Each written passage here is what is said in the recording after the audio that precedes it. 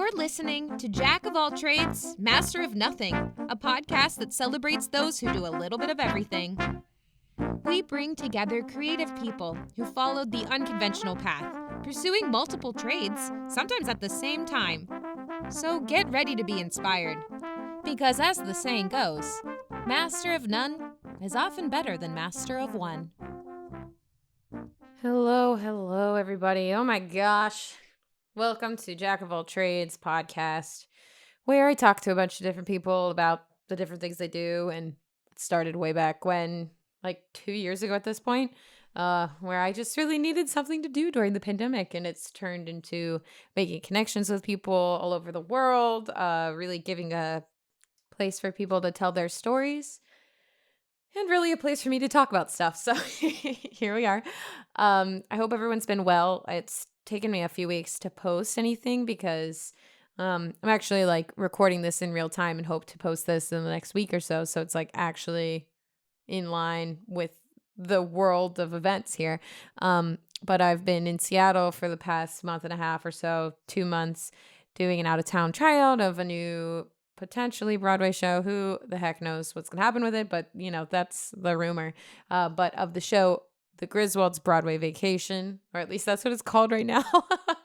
And we did a production of it at the Fifth Avenue Theater in Seattle. So I've been in tech. I've been in rehearsals since really the summer. It's October now. So I'm just, as we're tearing off another set of rehearsals, I'm just kind of getting into the swing of things again, of recording the back end of the season here. I actually have the next 3 episodes recorded already. I just have not been able to post them.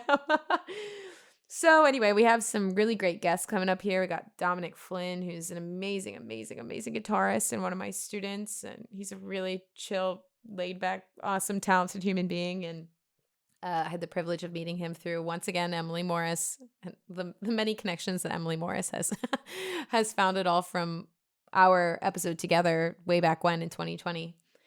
But so Dominic's up. We have Little Luna, who is yet another up and coming artist, along with Dominic, man. Like, these people are going to take the world by storm.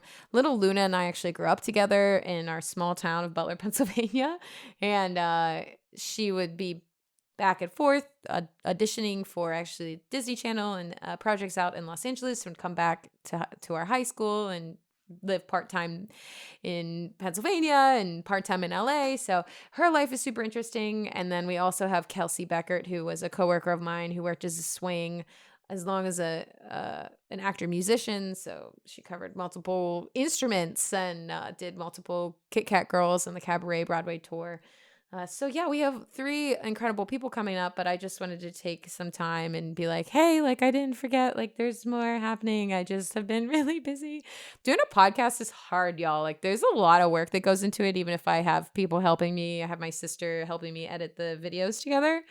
But like, still, even then, just to take the time to like sit down and record. So I'm happy to be back and to be getting people on here. A little recap from season 1, just talking about some of those guests that have since like blossomed. Dylan Mulvaney is one that we had them on last year, I believe in Christmas time. Well, maybe not Christmas time, but like winter time. And they have since transitioned to she, her, and have really started a cultural revolution in a sense of her day number 100, 200, 500 of being a girl. And I just love watching her post and develop, and, you know, how she influences people and changes people's lives on a day-to-day basis just by being present on social media and spreading love and just being who she is. So I'm so excited for her. And obviously I'm excited for another guest, Emily, who her business has grown and I'm now part of that business. And that's really cool to be part of that process. So yeah, there's been a lot that's changed and happened, and just kind of reflecting on that as I return to season 2 here, as I usually do here on my solo episodes. I'm going to pull some oracle cards to represent the energy that's currently present. I follow Natalie Miles. She used to have a podcast called So You Think You're Intuitive, and then she had a podcast called You Are Intuitive, I think. Or no, it was called The Doorway. And her book is You Are Intuitive. Anyway, I'm not sponsored. I just really like her. But she started posting energy forecasts on YouTube, and she had a energy forecast for the whole year of 2022, which is uh, polarity. So I've been drawing 2 cards to represent that polarity. And apparently in October here, we got a lot of energy going on. It's eclipse season. There's a lot happening. I mean, obviously in the world, there's some major current events. I mean, honestly, always happening since 2020, but some major revolutionary things. She mentioned recently, I just listened to her YouTube today, her YouTube episode for the October energy forecast, which is dissolve. So I'm going to try to pull a couple cards with the energy, see what the next few months bring, or the next month, or it might just reflect where I am. So who's to say? But here we are, and I'm going to pull some cards.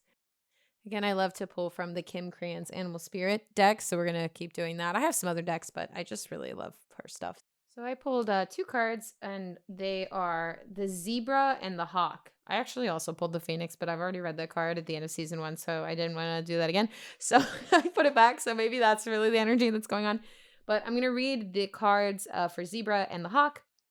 And I usually post the cards, like the picture of the cards, on our social media page at jackofalltrades_podcast or Instagram. So if you don't already follow that, go ahead and follow that, and you can actually see the artwork of the animals on the card. It's really beautiful. Kim Krans is like quite an artist. So anyway, I'm going to read these cards. I'm going to start with the zebra first. Eccentric, creative, visionary. Zebras are the most precious of gems. They are young at heart, well-cultured, and have an undying curiosity about life. Being in the company of a zebra personality not only is a delight, but also opens our minds. Be prepared. Their potent magic is contagious, and you may soon find yourself in a faraway land, expanding your worldview while having a blast. Zebras also like to contribute to the global health through environmental or volunteer work. This card may be a hint to pack your bags. All right, well, maybe travel, go do something fun. If you're getting that, maybe it's a sign to go take a trip. But when in balance, worldly, enthusiastic, fashion forward. When out of balance, jaded, pouty, vain. To bring into balance an epic adventure in art. Well, we certainly talk a lot about art on this podcast, let me tell you. But if you can't pull up the social media page and you can't see the picture of the zebra, it's interesting because where I guess the zebra's third eye would be between its eyeballs, there's a rainbow triangle. So this zebra is well expanded into their third eye and their chakra there. So I'm assuming that's what that represents, is just kind of an expansiveness, a curiosity, imagination, adventure. So, hey, maybe we could be expanding our minds in some way. Now I'm going to read the Hawk. The Hawk, watchful, all-seeing messenger of divinity. The sharp eyes of the hawk watch our every move. This keen-eyed bird has the ability to see every little detail as well as the bigger picture. When this card appears, fate has its eyes on you, and the winds are shifting. It is said that the hawk carries news upon its wings and is sent from divinity itself to deliver it. The message should not be taken lightly, though it may seem small or insignificant. It will eventually redirect your course. When in balance, sees clearly, intuitive. When out of balance, sees too much, suspicious. To bring into balance, perspective shift. It's interesting because I also like to look at the colors that are present in the cards as they represent either chakras to me, red, root, orange, sacral, yellow, solar plexus, that kind of thing. Or fire, elements of water, that kind of thing. And different colors mean different things to people. But in general, this one, the hawk is, there's a lot of red and orange and yellow as he's like flying away from the fire almost. But I mean, I think that makes sense of this change coming. I think there's a world expansiveness that's happening. A lot of people are changing their worldviews. Lots of things are shifting. I mean, we're not strangers to the unknown since 2020.